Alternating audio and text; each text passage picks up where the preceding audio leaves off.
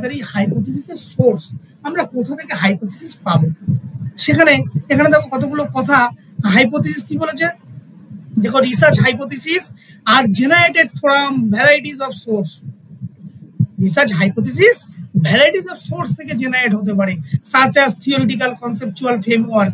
এখানে এই কথাগুলোর সাথে তোমাদের কি, যখন আমরা এর আগে প্রথম দিকে যখন আমরা রিসার্চ পড়িয়েছিলাম ইন্ট্রোডাকশন পার্টে, সিম্পল রিসার্চ যখন তোমাকে পড়েছিলাম, সেখানে কি তোমাদের সেই ইন্ডাকটিভ থিওরি, ডিডাকটিভ থিওরির কথাটা মনে পড়ছে?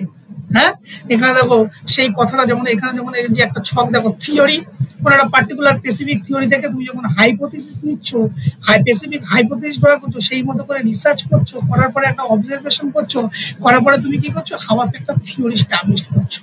তাহলে দেখো সেই ইন্ডাকটিভ ডিডাকটিভ থিওরি প্রসেসের মধ্যেই কিন্তু চলছে। এইবার এই যে সোর্স, কোথা থেকে হাইপোথিসিস গুলো পাবে, একটা থিওরিটিক্যাল ফ্রেমওয়ার্ক থেকে পেতে পারো। বিভিন্ন প্রকার থিওরিটিক্যাল নলেজ থেকে তুমি সেই হাইপোথিসিস তুমি ড্র করতে পারো।